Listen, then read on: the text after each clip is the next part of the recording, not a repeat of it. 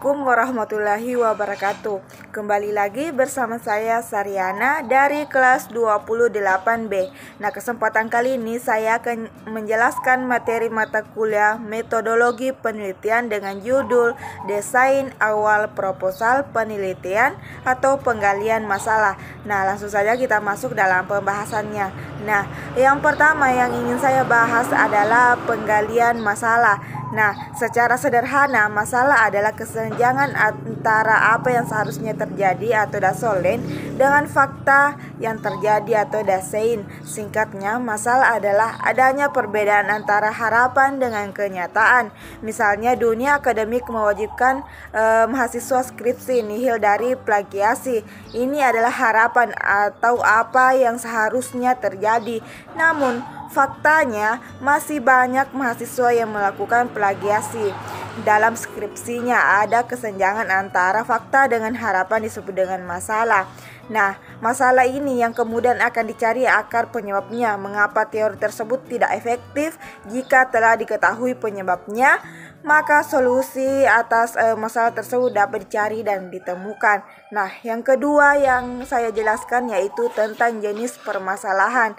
Nah, seseorang peneliti dalam mencermati permasalahan paling tidak ada 3 gejala. Nah, gejala tersebut ini menurut Suharsini Harikunto tahun 2006 yang menyatakan yang pertama yaitu problem untuk mengetahui status dan mendeskripsikan fenomena. Problem ini kemudian melahirkan penelitian deskripsif, survei histori dan filosofis. Yang kedua yaitu problem untuk membandingkan dua fenomena atau lebih. Dalam penelitian ini, peneliti berusaha mencari permasalahan dan perbedaan fenomena. Selanjutnya mencari arti atau dari adanya persamaan dan perbedaan yang ada. Dan yang ketiga yaitu problem untuk mencari hubungan antara dua fenomena. Dan yang ketiga yaitu merumuskan masalah dan judul. Nah, ditinjau dari cakupan aspek-aspek yang terkait dengan masalah penelitian, maka rumusan masalah penelitian dapat dibedakan secara umum dan khusus.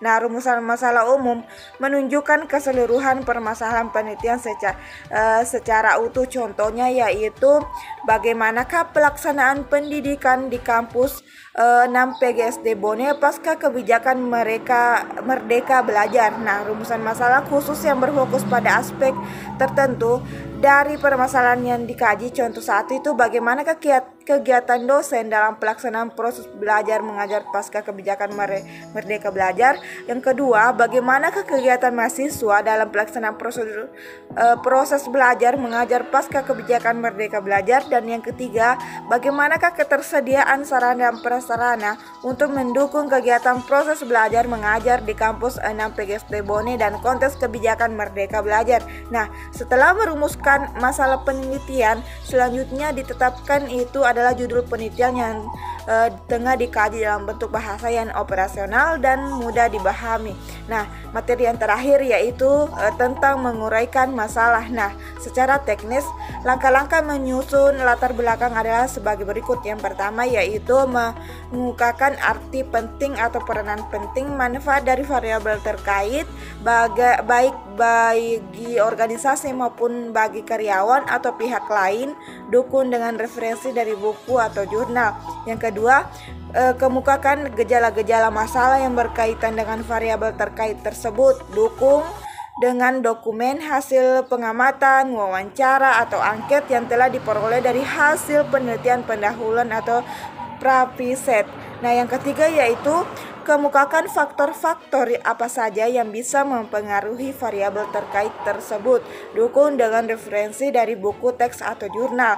Dan yang keempat yaitu pilih satu atau beberapa faktor tersebut yang dianggap paling penting untuk dijadikan variabel terikat dalam penelitian kita.